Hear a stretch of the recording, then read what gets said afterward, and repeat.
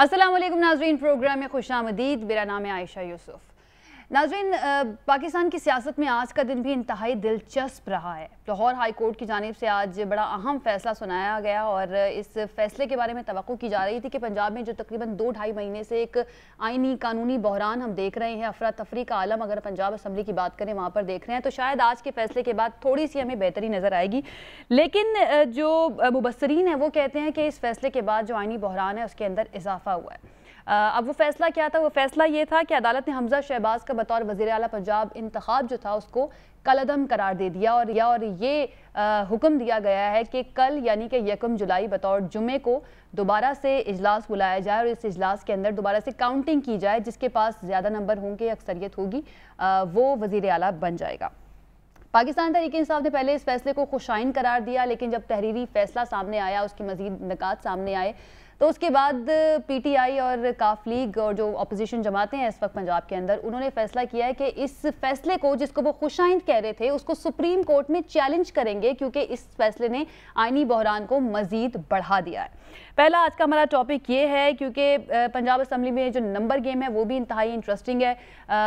25 अरकान असम्बली के डी-सीट होने के बाद जो मुनहरफीन थे पाकिस्तान तहरीक इंसाफ के, इस वक्त जो हुक्मरान इत्तेहाद है पंजाब असम्बली में, उनके जो नंबर्स हैं वो हैं 177 पंजाब असम्बली की वेबसाइट के मुताबिक, जबकि पाकिस्तान तहरीक इंसाफ और उनके इत्तेहादियों के मिला के 168 हैं। अगर नोटिफिकेशन 5 रिजर्व सीट्स का आ जाता है कल तक, जिसकी इम्कानात काफ़ी कम लगते हैं, तो ये तादाद हो जाती है 173। लेकिन इमरान खान साहब अब से थोड़ी देर पहले उन्होंने गुफ्तगू भी की। वो ये कह रहे थे कि हमारे बहुत से अरकान असम्बली ऐसे हैं जो हज पर गए हुए हैं, फौरी तौर पर वो वापस नहीं आ सकते, तो ये फैसला जो है हम चैलेंज करने जा रहे हैं। पहला आज का हमारा टॉपिक ये होगा। दूसरा टॉपिक ये कि खबरें आ रही हैं कि जो इस वक्त मखलूत हुकूमत में इत्तेहादी मौजूद हैं वो वज़ीर आज़म से और जो दीगर जमातें हैं उनसे नाराज़ हो चुके हैं। पहले वज़ीर आज़म शहबाज शरीफ ने कोशिश की उनको मनाने की, लेकिन बात ना बन पड़ी, तो अब साबिक सदर आसिफ अली जरदारी साहब को उन्होंने दरख्वास्त की है कि आप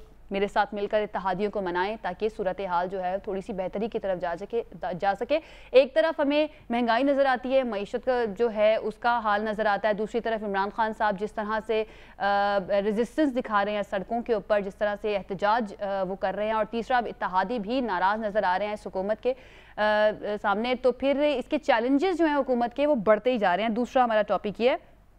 हमारे जो मेहमान हैं आज के, उनका मैं तारुफ करवा देती हूँ। हमारे साथ अब्दुल रऊफ साहब, सीनियर तज्जियाकार, इजहारुल हक साहब, सीनियर तज्जियाकार हमारे साथ मौजूद हैं, और सीनियर एनालिस्ट शहजाद चौधरी साहब हमारे साथ मौजूद हैं। बहुत शुक्रिया हमारे मेहमानों का हमें ज्वाइन करने के लिए। सबसे पहले इजहारुल हक साहब, ये फैसला जब आया तो तहरीरी फैसला पढ़े बगैर हमने देखा, ख़ास तौर पे अगर हम सोशल मीडिया भी देखें या वैसे भी नेशनल मीडिया के ऊपर भी देखें, बयानात आने का सिलसिला फौरी तौर पर स्टेटमेंट्स आना शुरू हो जाती हैं। तो इस फैसले को खुशाइन करार दिया गया, कहा गया कि ये तो नून लीग को बड़ा अपसेट हो गया, लेकिन जब तहरीरी फैसला मजीद डिटेल सामने आई तो पता चला कि ये जो धचका है, लगता है ऐसा है कि ये सिर्फ चंद घंटों का धचका है, क्योंकि कभी इम्कान है कि हमजा शहबाज साहब जो हैं वो कल दोबारा से वज़ीर आला मुंतखब हो जाएं।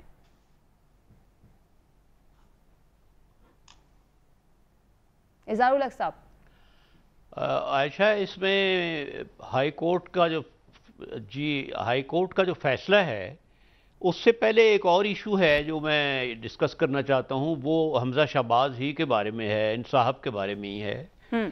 गुजारिश ये है कि जब शहबाज शरीफ साहब वज़ीर आज़म बने तो उसके बाद कोई पॉइंट नहीं था कि वो अपने साहबजादे को चीफ मिनिस्टर पंजाब बनाएं।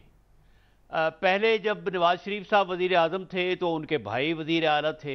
अब जब वो खुद वजीर आजम हैं तो उन्होंने अपने बेटे को वजीर आला बना दिया, और लोग जो हैं वो नाक तक तंग आए हुए हैं कि ये ख़ानदानी हुकूमतें जो हैं, पार्टियों पर भी ख़ानदानी कब्ज़ा है, मौरूसी कब्ज़ा है, और अब हुकूमतें जो हैं उन पर भी मौरूसी कब्ज़ा है। पीपल्स पार्टी के साथ अगर कंपेयर किया जाए तो उनकी अप्रोच थोड़ी सी बेहतर है कि जरदारी साहब अपने ख़ानदान से बाहर निकल के ओहदे तकसीम करते हैं। उन्होंने यूसुफ रज़ा गिलानी को वज़ीर आज़म बनाया, राजा परवेज़ अशरफ को बनाया। अच्छा, इसी तरह पंजाब में गवर्नर उन्होंने जो मुकर्रर किए वो भी इसी तरह। लेकिन शरीफ ख़ानदान तो अल्लाह इन्हें सलामत रखे और खुश रखे, ये तो बाप बेटा और बाप बेटी भतीजी जो है उससे बाहर ही नहीं निकलते। मेरा ख्याल है कि इसका ये मतलब है कि पूरी पार्टी में हमजा शहबाज के अलावा कोई मतलब है, उनके पास इतने ग्रे हेयर्ड लोग हैं जिन्होंने अपनी दाढ़ियां और सिर अपने सियासत में चिट्टे कर लिए हैं। ख्वाजा साद रफीक हैं, आसिफ हैं, आसन इकबाल हैं, राना सनाउल्लाह हैं।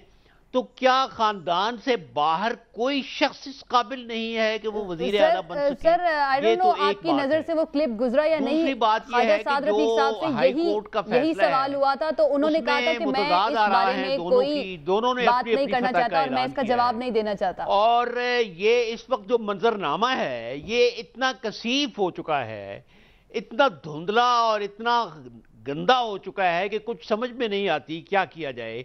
कुछ पता नहीं है कि कल क्या हो। 1 घंटे के लिए वो मुंतखब होते हैं, फिर वो अनडू हो जाता है, कलअदम हो जाता है, फिर हो जाता है।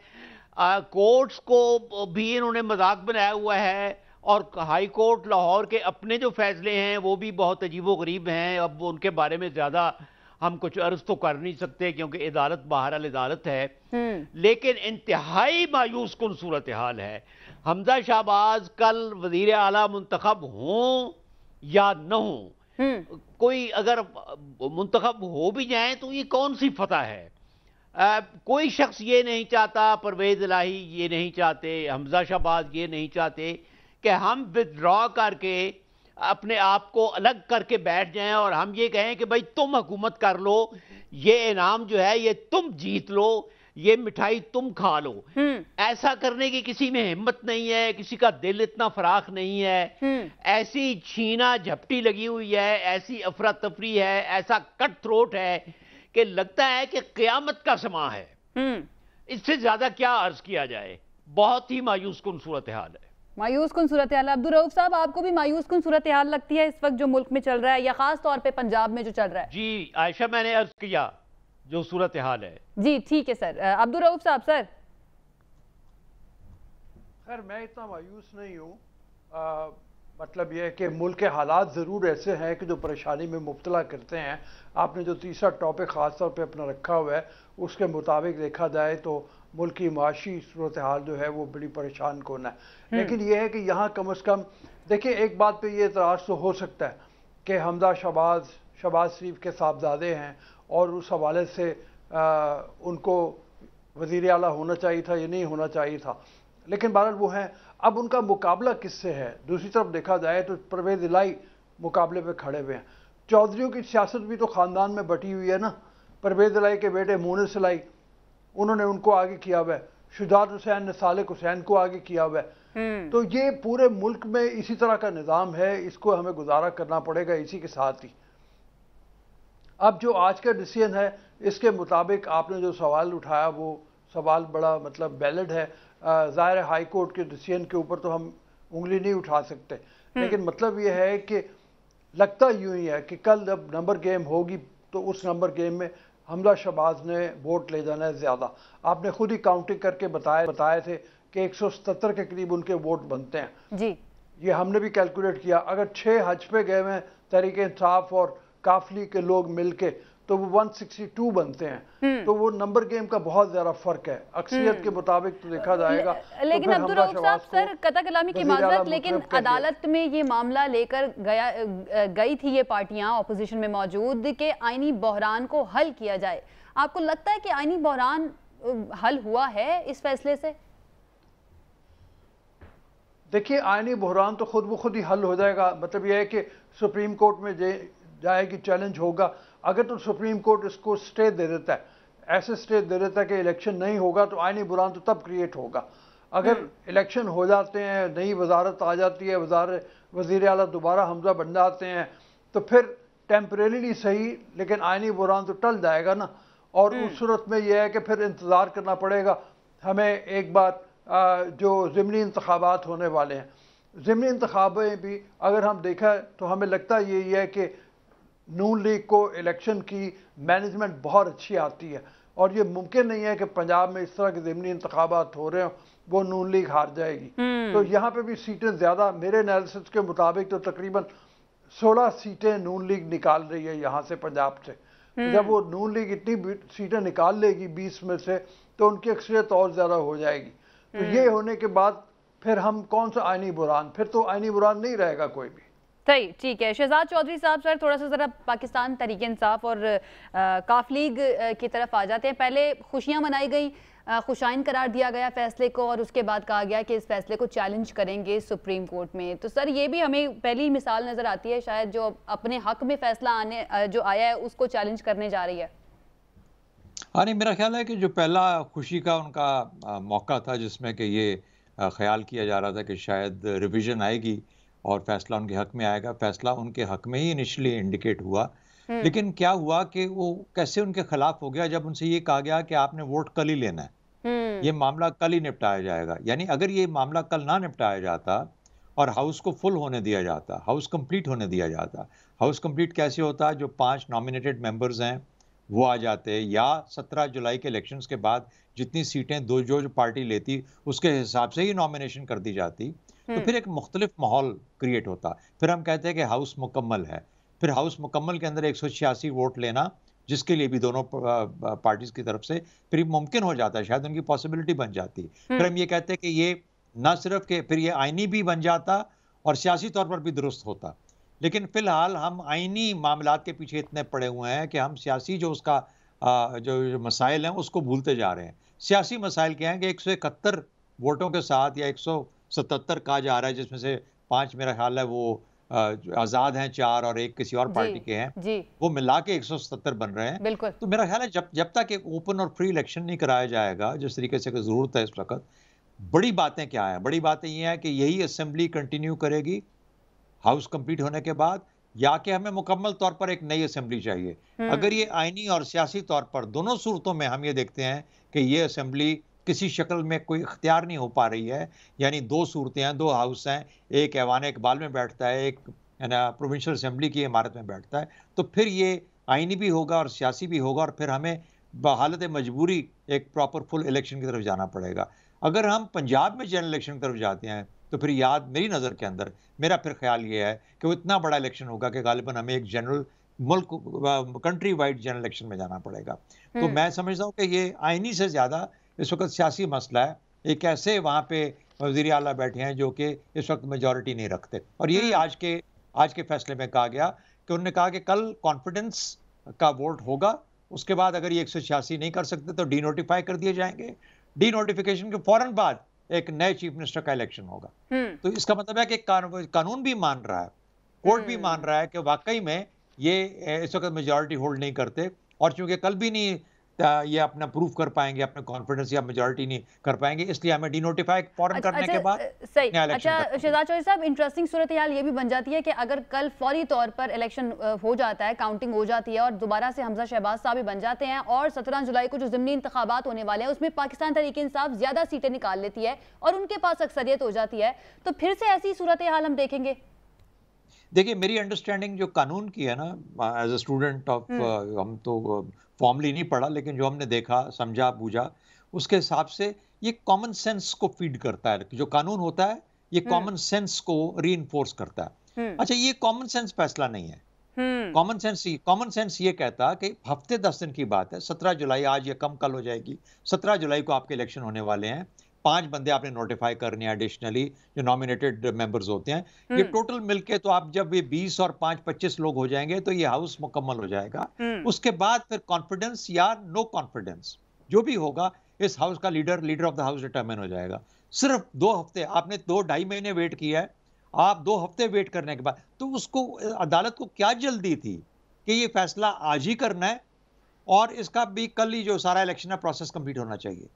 मतलब कि क्या वजह थी? ये बहुत बड़ा सवालिया निशान है। इसकी वजह से आईनी बहरान और सियासी बहरान मेरी नजर में फिलहाल कंटिन्यू करेगा, ये कहीं थमने नहीं जा रहा पंजाब के अंदर। सही है। इज़हारुल हक साहब, सर इसी लाहौर हाई कोर्ट की जानिब से ये फैसला आया था कि जो 5 रिजर्व सीट्स हैं उनका नोटिफिकेशन किया जाए पाकिस्तान तहरीक इंसाफ के लिए, वो अभी तक इलेक्शन कमीशन ने नोटिफिकेशन नहीं किया, लेकिन आज जो फैसला आया है इसको बाउंड भी कर दिया गया कि कल इजलास बुलाया जाए और इजलास बुलाकर काउंटिंग भी की जाए और नेक्स्ट डे हल्फ भी फौरी तौर पर हो जाना चाहिए। सर, इस तरह की चीज़ों को जब हम देखते हैं तो फिर पाकिस्तान तहरीक-ए-इंसाफ जो इल्ज़ामात लगाती है, सर आपकी क्या राय है फिर उन इल्ज़ामात के ऊपर? उसमें आपको फिर सच्चाई नज़र आती है कि वाकई में शायद उनके साथ इस तरह की डिस्क्रिमिनेशन हो रही है?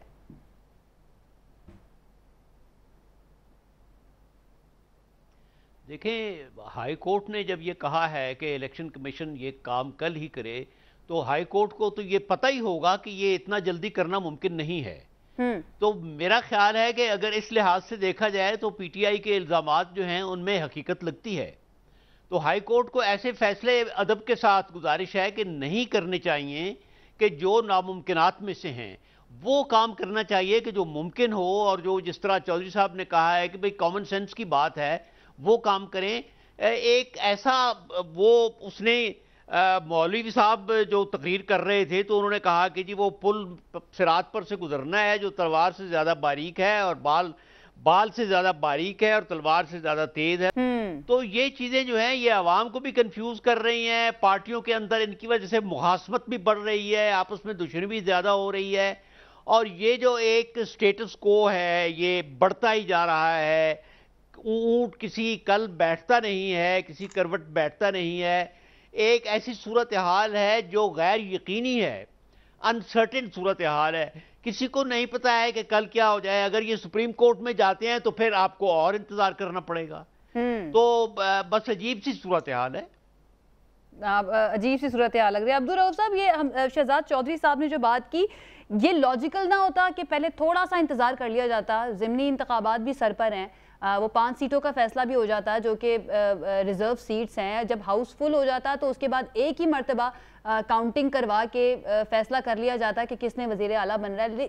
इतनी जल्दी आपको भी लग रहा है कि ये डिस्क्रिमिनेशन ही है वाकई में, या फिर ये प्रेशर में आकर कोई फैसले हो रहे हैं? अब वो बात यह है कि फैसलों के ऊपर हम उस तरह से क्रिटिसाइज तो नहीं कर सकते, लेकिन मतलब ये है कि अब तो ये फैसला हो गया और ये फैसला हमारे सामने आ गया और उसके मुताबिक इम्प्लीमेंटेशन भी होनी है। अगर सुप्रीम कोर्ट कोई डिसीजन नहीं लेता, मतलब हो सकता है कि कल सुप्रीम कोर्ट में जिस वक्त पिटीशन जाए और वो वहाँ पे इसको ये चैलेंज कर दिया जाए और वो चैलेंज हो भी जाए और उसके नतीजे में ये इसको मौखर कर दिया जाए, तो फिर तो है, फिर एक और तरह का बुहरान पैदा होगा हमारे यहाँ कि फिर इस मुद्दत के लिए कौन वज़ीर आला होगा। ये बहुत बड़ा बुहरान होगा। तो मतलब यह है कि चूंकि इनका तो कालदम हो गया, हमजा शहबाज तो अब वज़ीर आला नहीं है, तो फिर वज़ीर आला कौन है? तो मेरे ख्याल में उससे निकलने के लिए भी ज़रूरी यही है कि अब हो जाए इलेक्शन और उसके मुताबिक जो भी है वो उसको बना दिया जाए। अगर 17 जुलाई तक इंतज़ार किया जाता है तो मेरा तो अपना ख्याल ये है कि नतीजा फिर भी यही होना है। उसकी वजह यह है कि सीटें, मैं जैसे पहले भी कह रहा हूँ, मेरे ख्याल में पीडीएम को या नून लीग को, अगर पीडीएम तो मुश्तरका तौर पे लड़ती है उसको फैसला करते हैं वो, और अगर नहीं करते तो भी नून लीग जो है वो ज़्यादा सीटें ले जाएगी, और अगर ज़्यादा सीटें ले जाती है तो उनकी नंबर गेम में उनके पास नंबर हो जाएंगे पूरे। जब नंबर हो जाएंगे तो फिर मसला क्या है, फिर तो मसला ख़त्म हो जाता। सही। अच्छा अब्दुल रऊफ साहब, ये वज़ीर आला पंजाब के इंतखाब से ज़्यादा मामला है कि जो पाकिस्तान का सबसे बड़ा सूबा है और उसके अवाम के जो मसाइल हैं वो प्रायोरिटी पर नहीं है, तरजीहात पर नहीं है। तो शहजाद चौधरी साहब, इस इलेक्शन के बाद जो कल होने जा रहा है, अगेन मेरा वही सवाल कि आपको लगता है कि ये इस्तेहकाम आ जाएगा सूरत हाल के अंदर अगर 17 तारीख को जो ज़िमनी इंतखाब होना है उसके अंदर नून लीग ही ज़्यादा सीटें जीत जाती है, तो उसके बाद हमजा शहबाज साहब की जो सियासत है या उनका जो सियासी मुस्तकबिल है जब तक कि ये टर्म पूरी नहीं होती उसमें एक इस्तेहकाम देख रहे हैं आप? आयशा, ये देखिए ना कि पहले तो गवर्नर साहब इनके नहीं थे और वो मुश्किलात खड़ी कर रहे थे, उमर शीमा साहब बहुत ज़्यादा इनके लिए, लेकिन हमजा शहबाज अपनी पोजीशन में चीफ मिनिस्टर के तौर पे, इलेक्टेड चीफ मिनिस्टर के तौर पे मौजूद थे और उनकी एक स्केलेटन सी काबीना भी है। लेकिन उसके बाद उनको 8 और 10 के करीब और लोग हैं जिनको कि उन्होंने काबीना मुकम्मल करनी है, उनको वजीर बनवाना है। अब उनके अपने गवर्नर बैठे हैं, लेकिन क्या मसला दरपेश है कि वो 8 से 10 जो लोग हैं वो हलफ नहीं उठा पा रहे? यानी क्या वजह है, किस चीज ने रोका हुआ है, क्या माने हैं? क्या ये माने हैं कि वाकई में देख लें कि पता नहीं मेजॉरिटी मिलती भी है कि नहीं मिलती? इसका मतलब है कि हमजा शहबाज साहब अपने तौर पे खुद भी अपने डाउटफुल हैं और अपने ऊपर ये सोच रखते हैं, स्पेकुलेटिव है कि मैं पता नहीं सही सॉलिड चीफ मिनिस्टर हूं भी या नहीं। और यही हाल आपको सेंटर में से जब रिफ्लेक्शन जाती है पंजाब पे, क्योंकि पंजाब सेंटर पे रिफ्लेक्ट करता है और सेंटर पंजाब पे रिफ्लेक्ट करता है, बाप और बेटे का ताल्लुक है, तो दोनों में इस किस्म की एक आपको गो मगो की कैफियत के भाव नजर आता है। इसी वजह से आपको सेंटर में भी कुछ थोड़ी चीजें खिसकी हुई नजर आती हैं और लगता नहीं है कि हर चीज अपनी जगह के ऊपर कायम है। उसकी बड़ी वजह पंजाब के अंदर है। तो इसलिए जो आपका सवाल कि क्या अगर ये हो गया तो फिर हमजा शहबाज को एज अ मेरे हिसाब से जो मैंने देखा है 2-2.5 महीने में, शायद उनको पूरा मौका खोल के भी करने का मौका नहीं मिला, लेकिन मुझे कोई वो उस किस्म की स्पार्क नजर नहीं आया जो कि आपको पंजाब जैसे सूबे के लिए 12 करोड़ आवाम के लिए चाहिए। पॉलिसी मेकिंग, गवर्नेंस, एडमिनिस्ट्रेशन, ये गवर्नेंस समझते हैं कि किसी को उड़ा दिया, किसी को फेंक दिया, किसी को डांट दिया, किसी जगह का बोला कि ये कल होना चाहिए। ये गवर्नेंस नहीं होती है। गवर्नेंस ये होती है कि आपकी सोच, आपकी विजन, आपकी पॉलिसी फॉर्मुलेशन उस हिसाब से जो कि आपको उस रास्ते पे लेके जाए। तो हम सारे शोर मचा रहे हैं कि 12 करोड़ का सूबा और इतने महीने से देखो बिल्कुल लावारिस पड़ा हुआ है, बल्कि पिछले 4 साल से लावारिस पड़ा हुआ है कहने का, लेकिन कम से कम पिछले 2-3-4 महीने से तो लावारिस है। सर तो सर ये जिस गोमो कैफियत की आप बात कर रहे थे कि आपको ये वफाक में भी नजर आती है, पंजाब में भी नजर आती है, ये कॉन्फिडेंस जो है इसके लिए मैंडेट होना कितना ज्यादा जरूरी है? कहीं बैक ऑफ द माइंड आपको लगता है कि इनके ये भी है कि क्योंकि हम उस मैंडेट के साथ नहीं आए हैं, क्योंकि बहरहाल इनके पास सीटें तो कम ही थी इस वक्त जो इत्तेहाद में मौजूद हैं, लेकिन ये आ गए, पाकिस्तान तहरीक इंसाफ के पास ज़्यादा सीटें थी, तो मैंडेट से कितना ज़्यादा फ़र्क पड़ता है इस कॉन्फिडेंस के साथ आना कि जी हम फ्रेश मैंडेट लेकर आए हैं और हम अब गवर्नेंस करेंगे? दोनों सूरतों में मुख्तलिफ हैं। 171 वोट तो रोज़ाना रात को ख्वाब में आते होंगे हमजा शहबाज को कि मेरे पास 171-172 है, बस इससे ज़्यादा नहीं है। ठीक है ना, ये तो रोज़ाना ख्वाब में आते हैं उसको, और उसको उसमें से भी पता है कि 4-5 ऐसे हैं जो कि उनके यहाँ से भी मुनखरिफ हो सकते हैं किसी भी वक्त। तो ये तो एक मसला उनका है। सेंटर में मुख्तलिफ मामलात मुख्तलिफ हैं। सेंटर में जो असरात हैं ये हर तरफ से हैं। एक तो हर आपने मईशत की बात करनी है, वो तो वो बात करेंगे उसके बारे में, लेकिन उससे बढ़ के कभी डार साहब आ रहे हैं, कभी डार साहब नहीं आ रहे।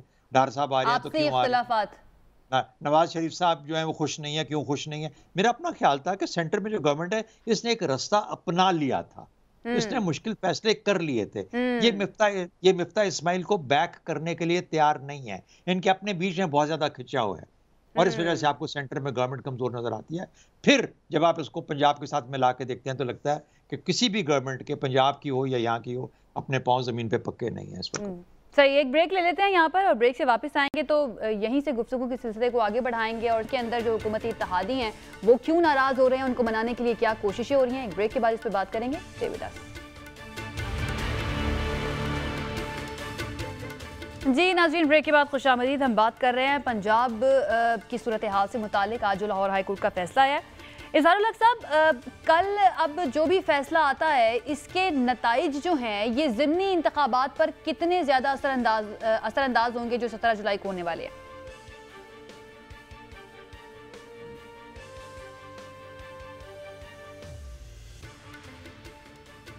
इज़हारुल हक साहब तक आवाज़ शायद नहीं पहुंच रही है।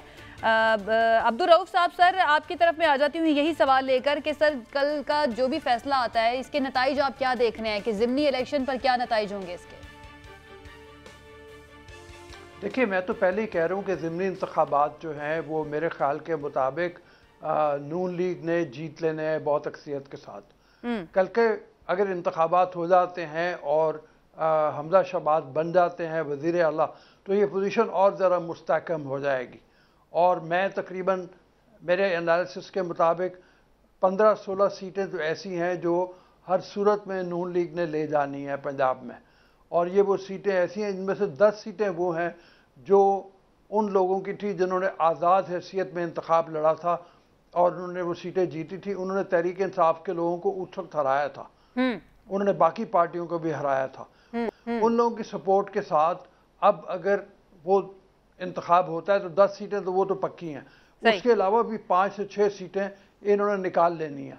अब्दुल रऊफ साहब, जो इस वक्त सर हम सिचुएशन वैसे नून लीग को पंजाब को कहा जाता है कि नून लीग का बड़ा मजबूत किला है, लेकिन तहरीक अदम एतमाद से लेकर अब तक जिस तरह से पीटीआई ने अपना एक बयानिया बनाया है, साजिश का बयानिया हो, उसके बाद जो महंगाई की सूरत हाल हम देख रहे हैं उसकी भी फुटेजेस आती रहती हैं कि अवाम गुस्सा दिखा रही है, तो आपको नहीं लगता कि इससे भी फर्क पड़ेगा ज़िमनी इंतखाबात के नताइज पर?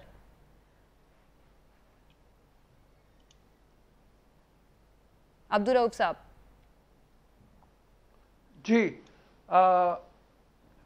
देखिए बयानिया जो है महंगाई का, वो थोड़ा बहुत उससे असर तो पड़ता है, इसलिए कि महंगाई वाकई बहुत ज्यादा है, लेकिन नून लीग का वोटर बहुत पक्का है और उसको ये बयानिया जो है वो इतना ज़्यादा मुतासिर नहीं कर पाएगा। ये मौका वो नहीं है कि जहाँ पे स्विंग वोट्स हैं जो एक तरफ से दूसरी तरफ चले जाएंगे बयानिया की बदौलत। जिन लोगों ने पहले से अपने जहन बनाए हुए हैं वो जहन बने होंगे, और मेरे ख्याल के मुताबिक नून लीग का जो वोटर जो है वो पक्का है, वो नहीं हटेगा अपने इसमें से। अपनी तकालीफ वो यही समझ रहा है कि अपनी तकालीफ का मुर्द इल्ज़ाम उन्होंने पिछली हुकूमत को ठहराना है, और पिछली हुकूमत को जब ठहराया जाएगा तो फिर ज़ाहिर है ये बयानिया तो काम नहीं करता। दूसरी तरफ ये है कि तहरीक इंसाफ में काफ़ी कन्फ्यूजन पाई जा रही है, और वो कन्फ्यूजन उनकी अपनी लीडरशिप की वजह से भी है। आप ये देखिए अब ज़िमनी इंतखाब में कितना टाइम रह गया बाकी, और अभी तक अगर शाह महमूद कुरैशी जैसे लोग आके ये बयान देते हैं कि मुझे पंजाब में हराया गया, तो फिर अंदर की जो कश्मकश है वो भी सामने नजर आने लगती है। तो ये कश्मकश उनके बयानी के ऊपर असरअंदाज होती है। सही। एक इमरान खान अकेले निकले हुए हैं इलेक्शन लड़ने के लिए, और उसके अलावा जो बाकी है यास्मीन राशिद आपको नजर आ रही हैं जिनकी मैनेजमेंट स्किल्स नहीं है कम अज कम इलेक्शन के हवाले से, ना उन्होंने उस तरीके से कभी मैनेज किया। नई वो सदर बनी है अभी पंजाब की। सर इवन हमने ये लॉन्ग मार्च के दौरान भी देखा था, लॉन्ग मार्च के दौरान भी हमने देखा था कि पंजाब को लेकर काफ़ी पीटीआई के अंदर भी तनकीद की गई थी कि लॉन्ग मार्च के लिए कोई खासी तैयारियां नहीं की गई। इज़हारुल हक साहब, आपको भी ऐसा लगता है कि ये जो कश्मकश और ये कन्फ्यूजन जो पाकिस्तान तहरीक इंसाफ के अंदर अपने रहनुमाओं में पाई जा रही है, ये इस ज़िमनी इंतखाब पर असर करेगी?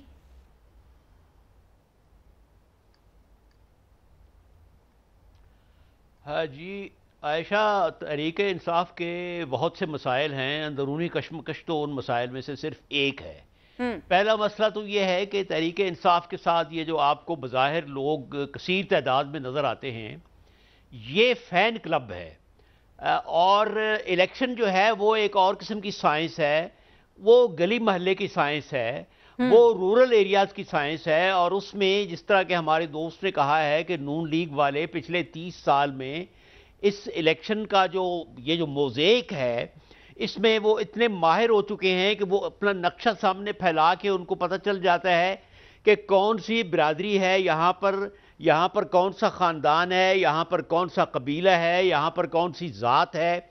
तो ये जिस तरह सेंट्रल पंजाब में अराई हैं, कश्मीरी हैं, जाट हैं, तो उनको पता है कि ये साइंस किस तरह खेलनी है। तहरीक इंसाफ को इसका अशीर भी नहीं पता। दूसरी बात यह है कि तहरीक इंसाफ बहुत जल्द तितर बितर हो जाएगी, क्योंकि उसके पास जो आप ये देखें कि फवाद चौधरी साहब जो हैं, या डॉक्टर बाबर आवान साहब जो हैं, या उमर अयूब साहब जो हैं, और खुद शाह महमूद कुरैशी साहब, ये जो मैंने चंद नाम लिए हैं, आप इनका पास देखें कि क्या कभी किसी पार्टी के साथ ये over a long period of time ये कभी रहे हैं, कभी इन्होंने अपने आप को सस्टेन किया है इस सूरत हाल में।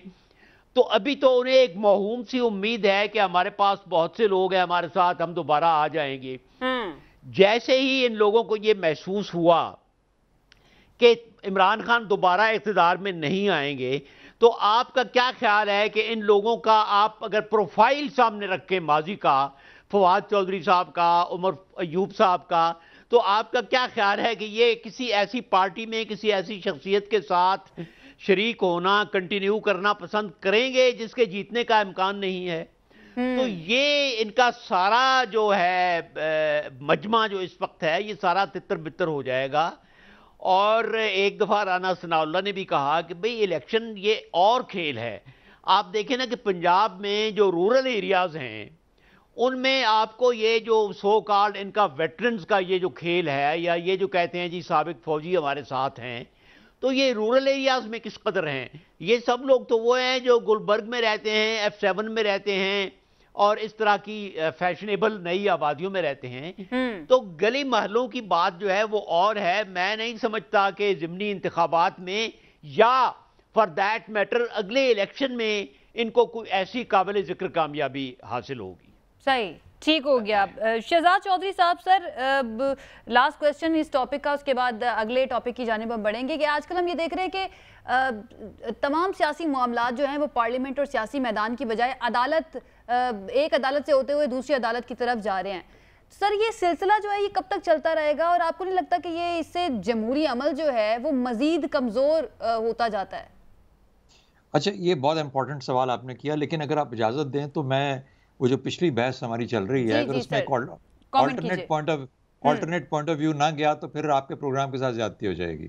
जी सर, अच्छा, क्योंकि हालांकि मुझे तो दोनों के साथ एग्री करना चाहिए कि दोनों मेरे दोस्त भी हैं और मुझसे ज्यादा जानते हैं सियासत को, लेकिन एक चीज, दो तीन चीजें जरा नोट कर लेते हैं। पहली बात मुझे ये बताइए कि आफ्टर ऑल अगर इतनी एश्योरेंस है ज़िमनी इंतखाबात की PMLN को, और होनी चाहिए क्योंकि इलेक्टेबल्स की सियासत है पंजाब के अंदर और हल्के इस तरह हैं और कॉन्स्टिट्यूंसीज ऐसी हैं जो कि वो बहुत बेहतर जानते हैं, कोई शक नहीं इसके अंदर, और बड़ा इंतखाब होता, पूरा जनरल इलेक्शन होता तो वो वाकई में बड़ी भारी हैवी पोजीशन में है।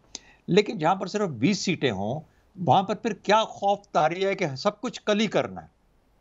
अगर मैं हमजा शहबाज की जगह होता तो मैं ये कहता कि इंतज़ार कर लीजिए, ये जो बाकी 16-17 सीटें आनी हैं मुझे ज़िमनी इंतखाबात से, ये मैं साथ में ला लूँ, उसके बाद आप देखिएगा कि मैं कैसे 186-187 नंबर वोट पूरे करता हूँ असेंबली के अंदर। तो अगर मेरे मन में, अगर मेरे दिल में थोड़ा सा चोर है और मुझे शक पड़ रहा है कि शायद ऐसा ना हो पाए, और मैं उसकी वजह बताता हूँ आपको क्यों ना शायद उनके दिमाग में शक क्यों आता है, तो फिर वो कहेंगे कि जो अभी हैं इन्हीं के साथ कर लें, ये जो 6 गए हुए हैं वहां पे हज करने, ये तो वैसे नंबर कम हो के काफी कम हो जाए। दूसरी वजह मैं क्यों ये कहता हूँ, ये जो 20 सीटें हैं ना, इसमें से 6 नॉर्थ पंजाब है, 6 सेंट्रल पंजाब है और 8 साउथ पंजाब है। अच्छा, PTI समझती है कि जो नॉर्थ पंजाब की 6 सीटें हैं इसमें से तो हम एक मेजॉरिटी ये ले जाएंगे, यानी हो सकता है गुजर खान कुछ आगे पीछे ये अटक और ये ज़िले जो हैं सारे जेलम और इस तरह के, शायद इनके अंदर से इनको बहुत फायदा पहुंच जाए नॉर्दर्न पंजाब के अंदर, और ये सोच रहे हैं ये लोग कि इनको यहाँ पे वाकई में अक्सरियत मिलनी चाहिए, और हो सकता है अगर सब नहीं तो कम से कम 4 से 5 सीटें तो उनको ले लेनी चाहिए। ये इसी तरीके से सदर्न पंजाब भी देखते हैं, सदर्न पंजाब में इनकी मौजूदगी काफ़ी हैवी है, वहाँ पे खुसरो बख्तियार एंड ऑल ये सारे लोग हैं, तो उनका ख्याल है कि वो कन्विंस कर, फिर वहाँ पे शाह महमूद कुरैशी हैं, बाकी लोग हैं, मेरा ख्याल है उनको लगता है कि वहाँ पे भी वो पलड़ा थोड़ा अगर जोर लगाएंगे तो निकाल लेंगे। दरमियान में से 6 जो सीटें हैं जो सेंट्रल पंजाब की, वो PMLN की पक्की हैं। अगर तो पूरे पंजाब में हो रहा होता तो मुझे हमजा शहबाज बिल्कुल कॉन्फिडेंट नजर आता, क्योंकि पूरे पंजाब में नहीं है और 6 और 8 की डिवीजन है, तो हमजा शहबाज थोड़ा सा हिला हुआ मुझे नजर आता है। ये वजह है कि जो कुछ करना है कल ही करना है, तो इसलिए it is not such a given. अब ये दूसरी बात है, जिस तरह रऊफ साहब कह रहे थे कि इतनी तो आ जाएंगी और इतनी निकाल लेंगे, अगर निकालने वाला मामला हुआ तो फिर तो कुछ भी निकल सकता है। लेकिन मेरा अपना ख्याल ये है कि ये सियासत जो होने जा रही है वो काफी गंभीर होने जा रही है। It's not going to be that easy for any side. काफी टची और ट्रिकी किस्म का इलेक्शन है ये ज़िमनी इंतखाबात वाला, ट्रिकी किस्म का इलेक्शन है। और सर ये अगर PTI की बात करें तो क्या हम ये कह सकते हैं कि वो अपने इस नैरेटिव को लेकर के साजिश हुई, या फिर महंगाई के नैरेटिव को लेकर ओवर कॉन्फिडेंट है इस वक्त? शहजाद चौधरी साहब, देखिए एक तो ये कि सिंपैथी वोट तो है उनके पास। सिंपैथी वोट इस तरीके से है कि अगर साजिश को छोड़ दीजिए, साजिश वाला बड़ा घसीटा गया, लेकिन जो बुनियादी प्रॉब्लम है वो इस वक्त महंगाई का है, और आम आदमी नहीं समझ रहा कि इस महंगाई की बुनियाद क्या बन रही है। वो ये कहता है कि इससे तो वही अच्छे थे। अच्छा, अब वो नहीं समझता कि ये कुछ उनका शुरू किया हुआ था। इत्तेहादियों ने भी कहना शुरू कर दिया। असलम भतानी साहब का आपने सुना होगा, वो कह रहे थे कि हम तो खुश थे उधर ही। हाँ, एग्जैक्टली। तो इस तरह की चीजें हो रही हैं, थोड़ा सा सिंपैथी का फैक्टर भी है, ये भी है कि ज्यादती शायद हो गई इमरान खान साहब के साथ या उनकी पार्टी के साथ। तो ये वो चीजें हैं जो कि इस डिवीजन के साथ साथ इनको हेल्प कर सकती हैं पीटीआई को। इसलिए मैं ये समझता हूँ कि इतना आसान इलेक्शन नहीं है, वरना हमजा शहबाज आराम से तसल्ली से 2-1 हफ्ते और गुजार सकते थे। सही, ठीक हो गया। अब्दुल रऊफ साहब सर आ जाते हैं अगले टॉपिक की जानिब के इत्तेहादी जो है। आयशा मुझे कुछ अर्ज करना है। जी जी जी आयशा मुझे इस सिलसिले में एक मुख्तसर बात करनी है जी। एक तो चौधरी साहब ने अभी थोड़ी देर पहले कहा कि जी हमजा में स्पार्क नहीं है, तो मैं उनकी अदब के साथ तस्हीह करता हूं कि अभी बजट की मीटिंग में उन्होंने एक गाना गाया था, शायद रफ़ी का गाना था, और सारे बजट के जो वो हाज़रीन थे, मीटिंग के पार्टिसिपेंट्स, वो उसको बहुत सिद्क़ दिल से और बहुत अकीदत से सुन रहे थे, तो स्पार्क तो है उनमें। अच्छा, दूसरी बात यह है कि ये जो महंगाई का मसला है, देखिए पाकिस्तान की तारीख में महंगाई ने कभी भी इलेक्शन में फैसला कुन किरदार नहीं अदा किया। ज़्यादा से ज़्यादा हम ये कह सकते हैं कि शहरों में लोग महंगाई की वजह से वोट को मुतासिर करेंगे, लेकिन जहां तक कस्बों का ताल्लुक है, जहां तक देहात का ताल्लुक है, रूरल एरियाज में, वहां महंगाई कोई फैक्टर नहीं है, वहां सिर्फ बिरादरी फैक्टर है। वहां सिर्फ ये फैक्टर है कि हम किसके साथ हैं, हमारे माँ बाप किसके साथ थे और हमने किसको वोट देना है, और हमने हर हाल में जीते हैं या मरते हैं, महंगाई है या नहीं है, हमने वफादारी किसके साथ निभानी है। तो मेरा ये ख्याल है, अदब के साथ, maybe I am wrong, मैं खुद चूंकि एक गांव से ताल्लुक रखता हूं और अब भी मेरा उससे रब्त है, तो मैं ये समझता हूं कि ये एक बहुत बड़ा फैक्टर है और शहरों में थोड़ा बहुत महंगाई जो है वो अपना रोल प्ले कर सकती है। ठीक हो गया। अब्दुल रऊफ साहब सर, इत्तेहादियों ने अचानक से प्रेशर बढ़ाना शुरू किया है मौजूदा हुकूमत के ऊपर, ये अचानक से आपको कोई तब्दीली नजर आई है कि एमक्यूएम हो, एएनपी हो, बाप पार्टी हो, जेयूआई फे जो है उनकी जानिब से भी कुछ तहफ़्फ़ुज़ात सामने आए थे इस हुकूमत के खिलाफ, अचानक से ऐसा क्या हुआ है कि सभी नाराज होने लगे हैं? खैर मुख्तलिफ फैक्टर्स हैं। बाप पार्टी का जहाँ तक ताल्लुक है, वो तो कल खालिद मक्सी एक प्रोग्राम में थे, उन्होंने कह दिया कि हमारी नाराज़गी दूर हो गई है, जो हमारे कुछ तहफ़्फ़ुज़ात थे। और फिर उसके बाद असलम बोतानी ने भी कहा कि उनकी जो सिफारिशात थी वो मंजूर कर दी गई हैं, तो इससे बाप पार्टी को तो हम अलग कर देते हैं, उनकी नाराज़गी अब इतनी ज़्यादा नहीं है। दूसरी बात रहेगी एमक्यूएम और जेयूआई, ये दो हैं जो ज़्यादा इस वक्त आगे आके एतराज़ात कर रहे हैं, और इन दोनों का ताल्लुक जो है वो बुनियादी तौर पे अंदरून सिंध के अंदर इलेक्शन से है। एमक्यूएम, हम जानते हैं कि एमक्यूएम हमेशा हुकूमत में होती है और जो भी इत्तेहादी होते हैं उनसे गिले शिकवे करती रहती है, फिर वो गिले शिकवे खुद ही ठीक भी हो जाते हैं, उनके तहफ़्फ़ुज़ात दूर कर दिए जाते हैं, बैठे वो हुकूमत के साथ ही रहते हैं, उन्होंने जाना कहीं नहीं होता। तो ये मेरे ख्याल में अभी भी यही होगा, वो तहफ़्फ़ुज़ात उनके दूर हो जाएंगे, वो मान जाएंगे। जहाँ तक जेयूआई का ताल्लुक है, ये मामला थोड़ा सा टेढ़ा होगा, और वो टेढ़ा मामला ज़ाहिर है कि अगर वो कह रहे हैं कि हम पूरे सिंध में हड़ताल करेंगे, हम एहतजाज करेंगे, हम पीपल्स पार्टी के ख़िलाफ़ जो आवाज़ उठाएंगे, तो ये मेरे ख्याल में थोड़ा सा परेशान कौन होगा मामला, इससे कि मौलाना फजलुर रहमान की पार्टी, मौलाना फजलुर रहमान ख़ुद पीडीएम के सदर हैं, वो काफ़ी इम्पॉर्टेंट पोजीशन उनकी है, उनको नाराज़ करना किसी भी सूरत में वारे में नहीं आता, जिसको पंजाबी में कहा जाता है। तो लेकिन फिर भी मैं समझता हूँ कि जिस वक्त एक कॉमन कॉज होता है, उस कॉमन कॉज के लिए आज भी अभी थोड़ी देर में जो दोहराना है उसमें शिरकत करेंगे, बिलावल भुट्टो भी होंगे, जरदारी भी होंगे, और वो वज़ीर आज़म की तरफ से दिया गया, वहाँ बैठ के बातचीत होगी, उसमें कोई लाएमल निकल आएगा। तो मेरा ख्याल में कि ये कॉमन कॉज की खातिर इनका कोई ना कोई पैचअप हो जाएगा और ये उसमें से निकल आएंगे, इख्तलाफात दूर कर लेंगे अपना।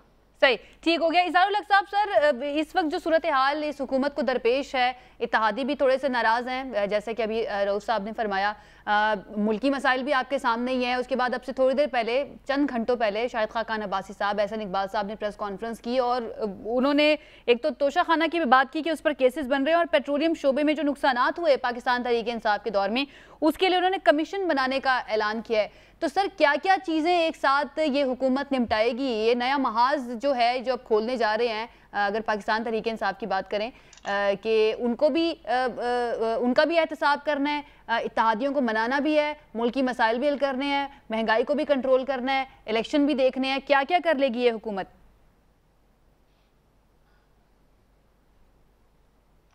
आयशा, इसमें सबसे बड़ा मसला जो है वो है इत्तेहाद को कायम रखना, और मैं ये अर्ज करूं कि ये लव हेट रिलेशनशिप है इनका, जिस तरह के इमरान खान की हुकूमत के साथ हुआ, ये बिल्कुल इसी तरह इनके साथ भी होगा कि ना डूबना है पूरा और ना सतह के ऊपर होकर सही तैरना है।